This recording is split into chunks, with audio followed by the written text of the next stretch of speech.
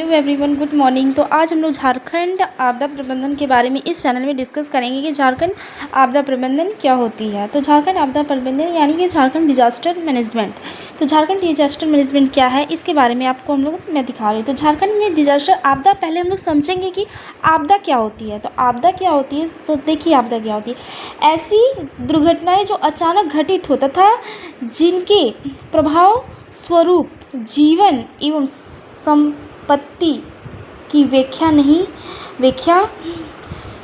संपत्ति की व्यापक हानि होती हो, उसे आपदा कहते हैं। यानी कि आपदा होती है कि ऐसी दुर्घटना जो अचानक घटित हो तथा जिनके प्रभाव स्वरूप जीवन एवं संपत्ति की व्यापक हानि होती हो, उसे आपदा कहते हैं। आपदा को प्राकृतिक आपदा तथा मानव जनित आपदा में वर्गीकृत किया जाता है। यानी कि डिजास्टर मैनेजमेंट दो टाइप्स के होते हैं, एक होता है मानव निर्मित और एक होता है प्राकृतिक के द्वारा।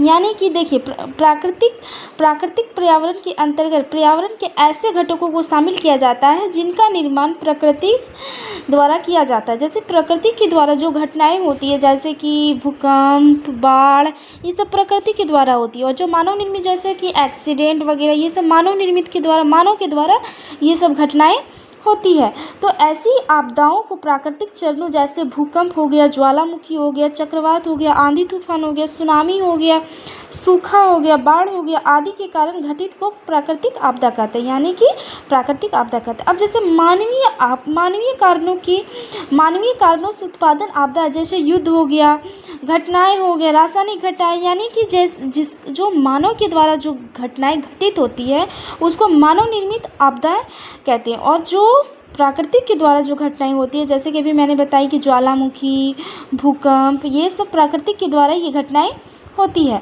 तो हम लोग समझ गए कि आपदा क्या होती है। आपदा ऐसी घटना है जो अचानक से घटित हो जाती है, उसे हम लोग आपदा प्रबंधन कहते हैं। Jharkhand disaster management. आपदा दो प्रकार की होती है, एक मानव निर्मित और एक प्राकृतिक आपदा। प्राकृतिक में जो प्राकृतिक के द्वारा आती है, और एक मानवीय कारणों से जो मानव के द्वारा आती है। जैसे घटना हो गया, एक्सीडेंट हो गया, तो एक्सीडेंट कैसे हुआ, मानव के द्वारा हुआ।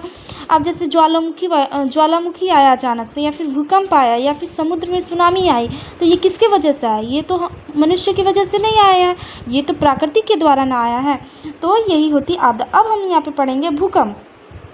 भूकंप की दृष्टि से झारखंड राज्य को न्यून जोखिम वाले क्षेत्र में रखा जाता है। भूकंप संवेदनशीलता की दृष्टि से राज्य को जोन सेकेंड और थर्ड एवं फोर्थ में रखा गया। अब यहाँ पे भूकंप जोन हो गया, जोखिम हो गया, जिलों की संख्या और जिलों के नाम।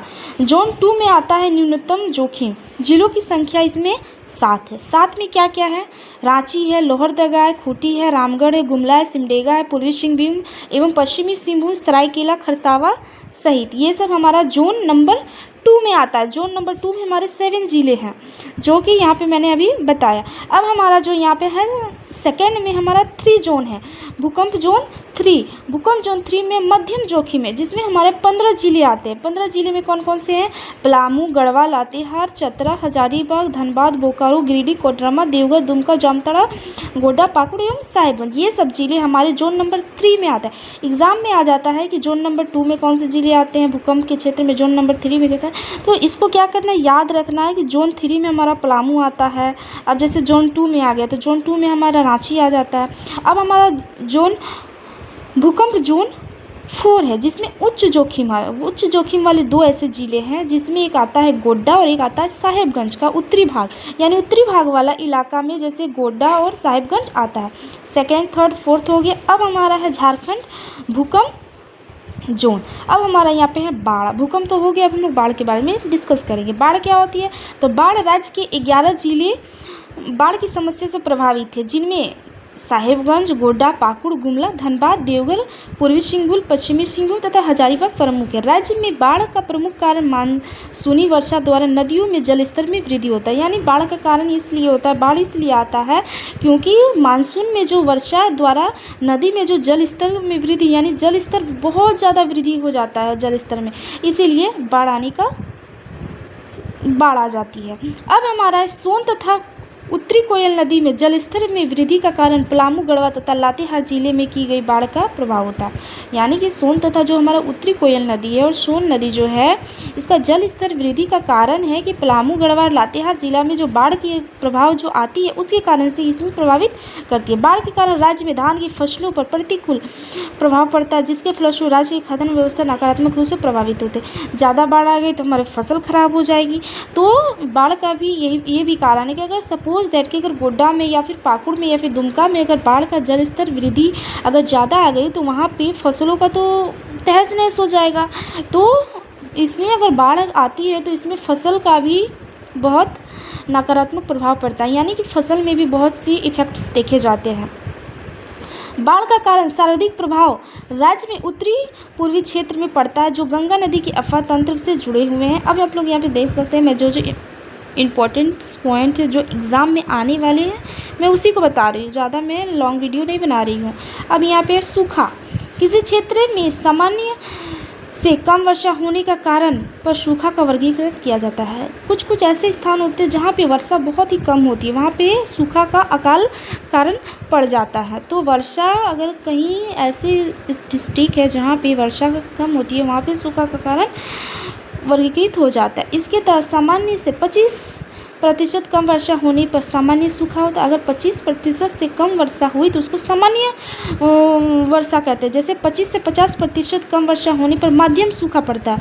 अगर 25 से 50% कम वर्षा हुई तो उसको मध्यम सूखा कहते हैं। अगर 50% से कम वर्षा होने पर गंभीर सूखा का कहा जाता है, यानी 50% से कम हुआ तो उसको गंभीर सूखा का कहा जाता है। किसी क्षेत्र की यदि किसी क्षेत्र में सामान्य से 75% से कम वर्षा तो वो आपदा का रूप ले लेते हैं, यानी कि 75% का अगर आपदा ले लिया तो वहाँ पे आपदा का रूप धारण कर लेता है, वहाँ सूखा। देखिए यहाँ पे हमारा जो मैप है झारखंड में भूकंप जोन का, zone number 2, zone number 3, zone number 3।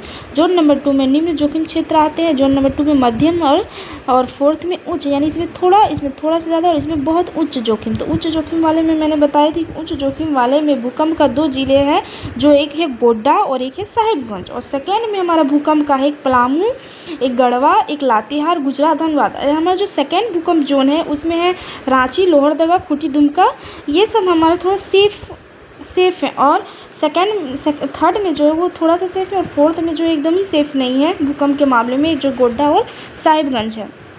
तो हम लोग आपदा पढ़ लिए, भूकंप पढ़ लिए, बाढ़ पढ़ लिए, सूखा पढ़ लिए। अब हम लोग नेक्स्ट में देखिए हम लोग क्या पढ़ने जा रहे हैं। अब हम लोग पढ़ रहे हैं, अब राज्य के उत्तरी दक्षिणी जिले में सूखा कई बार आपदा का रूप धारण कर लेती है।